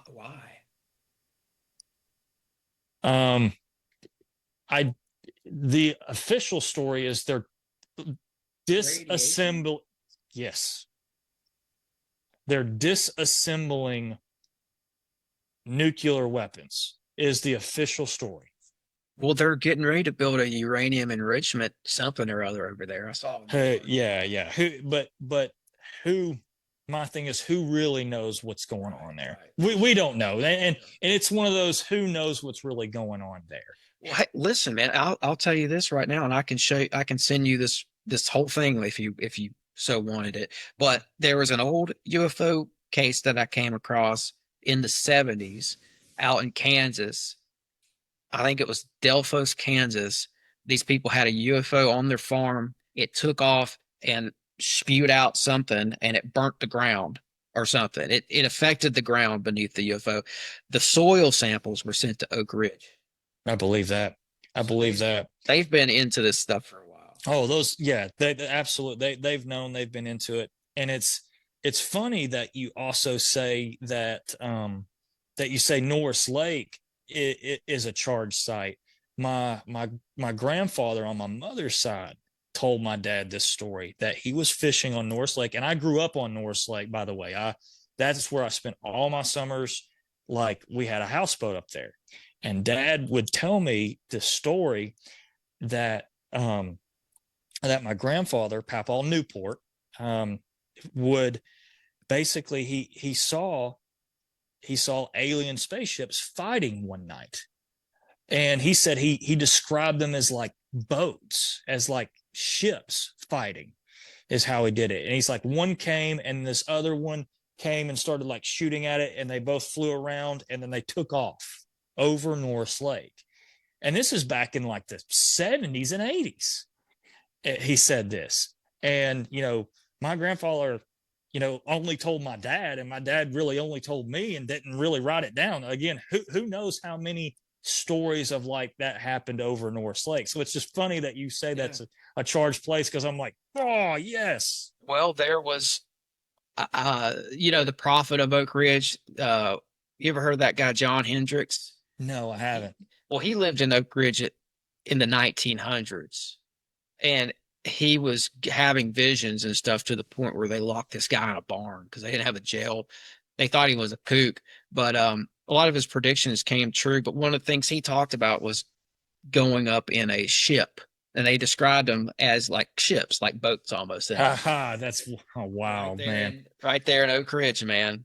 Dude, I think it's a phenomenal how so much about the East Tennessee Appalachian paranormal, man. I gotta learn from you. I gotta sit down and learn from you, man. We'll talk, man. I can show you whatever. If you heard something I talked about on the show today, I'll send it to you, man. Dude, that's awesome. No, I've learned a lot from you too, man. And we can start to wrap it up here, because I've I appreciate your time today. This has been a great episode, man. You really brought it.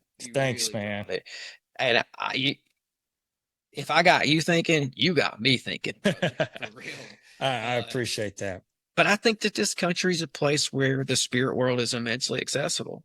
Absolutely. And I don't know if it's always been like that or if it's something that has been facilitated and opened up by shamans, but we've got the paranormal shows are still flourishing. You know, Bigfoot podcasts, cryptid podcasts. They're exploding. Exploding. And that's because I think this phenomenon exists and it's in a heavy, heavy abundance here, especially where we live. And maybe it always has been. Maybe it always has been. And I'll tell you this. People are starting to wake up to the fact that they live there's something there. They understand that this world is not just physical. They understand that deep to their core. And we, as you know, I say we, you know, as Christians, we have to have an answer for it. We have to be able to say, yes, here's what this is. Here's what this is. We as the Christian church can no longer stick our heads in the sand and try to act like we don't have a supernatural book in our hands. You know, if you're a Christian, and I'm going to call some Christians out, if you're a Christian, you believe in the supernatural. You believe in talking donkeys, people coming from the dead, walking on water, axe heads floating, people being swallowed up by fish. You believe in a supernatural book. You know that's what you believe. So you have to understand that we don't fight against flesh and blood. We fight against principalities and powers that are outside of this realm, that we cannot see. So if you believe this, then you believe in the supernatural. You believe in the paranormal. You got to wake up to it, and the veil, whatever veil is between us and that world, is thinning. Yeah. It is thinning, and things are starting to come out at rates that the powers that be can't keep under wraps. Right. And I'm starting to think too, those principalities that you mentioned there are these Elohim, to use that word very broadly, these other celestial, otherworldly kind of prince spirits that I think if you look at the Tower of Babel story, it seems as if after that, some of these principalities were like allowed to go and rule over sections of humanity. Yes. And then you get into like some of the kings in the Bible who seem to be being ruled by a spirit itself. King of Tyre, brother. That's it. And that's Ezekiel 28, I think. And he was ruled by the devil. Yes, because God addresses the ruling spirit over him, actually addresses him. Yep. And yeah, so I think that what you're seeing there is something that we might still be seeing today. And they were ruling over the kings then, and they're ruling over the rulers now. I 100% believe that. And it's that principalities thing that you're talking about. We're literally that's what's trying to shut us down, take our rights. And if you don't, absolutely. And if you don't think that these rulers are controlled by some demonic power, then the list that doesn't exist anymore would be out in the public. Yeah. And we're glad you said that. That would be out in the public. And no matter if someone's wearing a red hat or not, it doesn't matter. They're all the same. They're just two wings of the same bird, And so I am 1,000% on that. And I'm to the point where I don't ever want to get super political, but I don't know if your vote or my vote really even matters anymore. Yeah, I mean that's kind of where I am too, and I'm glad you said what you said about them old files. But it doesn't exist, by the way. They never existed. I'm glad the dude the dude that in the files offed himself before he found out it was fake, you know. Yeah, right. And well, I had somebody on who got into that, and I didn't necessarily agree with their opinion on it. So now I can say it came back up again. I can say for people, if they're wondering what I think about it, it's what we just talked about. How we address it is how I kind of feel about it. Yeah, Not how you. No. There's a lot of people that, again, it's called, that cognitive dissonance. We believe in, oh gosh, here we go. We believe in this good guys versus bad guys, and the good guys were always in control, and now they're showing it, and there's no way that this good guy could ever be this. There's no way I got fooled. There's no way I got this or that. And it's like, you fell into, these people are masters at manipulation of the masses. Just because you think one thing, that, like, it does not mean that. So just for folks that may have gotten caught up in what we're talking about, understand that these folks that are in charge of doing all this, whatever they may be, they are master manipulators, and they've been manipulating humankind since the beginning of time. Yeah, absolutely, man. That's well said.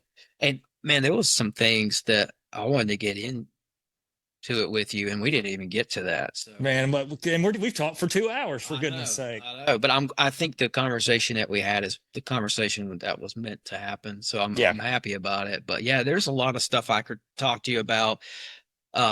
Maybe we'll do it another time or whatever. I'd love it. Do you want to fire us away with a or cap it off with a story? Do you got any crazy? I know people got to be telling crazy stories. Cryptid story. Not really. Crazy thing, I guess, is, last thing is, again, don't be messing around with these. Again, I'm going to try to say this as best I can. Don't mess around with these things. At the very end of Dad's life, he was dealing with some spiritual battles, and we don't need, and who knows what happened, but here's what I do believe is, I do believe the Lord took the hedge of protection off of him and allowed my father to pass away. Now, do I think that Bigfoot caused it or whatnot? I'm not saying that, but I do think that at some point Dad had to pray a hedge of protection over himself, and that's one of the reasons why I don't mess with these things. I don't go out and earnestly seek these things out, because you don't know the rules. Whatever the rules may be, you don't know them, and I don't know them. Okay. Don't open yourself to these. Don't earnestly seek them out, because then whatever permission you give to them, you give that permission for them to earnestly seek you out. And you don't want that. I've got two little children. I don't want anything seeking them out. You know what I'm saying? So I don't. So my calling, my banner is to warn people about that, talk to people about Bigfoot, try to be listen, try to be that, hey, you're not alone, but also warn folks that this is not a pastime. This is a spiritual being, and then open them up to the spiritual warfare that comes with that paranormal side. That's my calling. I like it. Yeah. Well, you're welcome to come back on, and loved it. Loved every minute of it, man. I loved it. It was a good show. I'm happy about what you're doing. I told you that before we started. I know that you feel called, I think, to do this right now. So I wanted to give you a platform, man. I sure greatly appreciate that. I definitely didn't want to do this. This is not what I wanted. My thing was, I wanted to be the next survival guy. I wanted to be the next Dave Canterbury, the next Les Stroud. That's what I want. I didn't want anything to do with this Bigfoot stuff. It was a way for me to hang out with Dad. And God said, nope, I got something different for you. You're not going to be able to sit on the sidelines, and you're going to have to talk about me. And here we go. And that's what I truly believe. Yeah, I know, because I've been in the same boat. Similar thing happened with me, so I know exactly what you're talking about. I understand that. But yeah, man, this is great. Tell everyone, and I want to encourage people, go check out Travis's stuff. He's about to tell you all about it, but go give him a like, go give him a subscription. Yeah, so you could please follow me. You can follow me and my dad's work, the Scott Carpenter YouTube channel, or the Sasquatch Awareness Project. You can look that up and find us. We're on YouTube. And then you can find me if you like to get in the political weeds, if you like prepping, if you like, guns, knives, bushcraft. My T-Carp channel, T-Carp 1616. That's where I'm at with that. I really, I need to spend more time doing that, but you can follow a lot of stuff there, and I really, really enjoy just being myself on that channel. Yeah, awesome. All right, well, the links will be below. Thank you again. As always, break the mold, conquer the realm, and thanks for listening.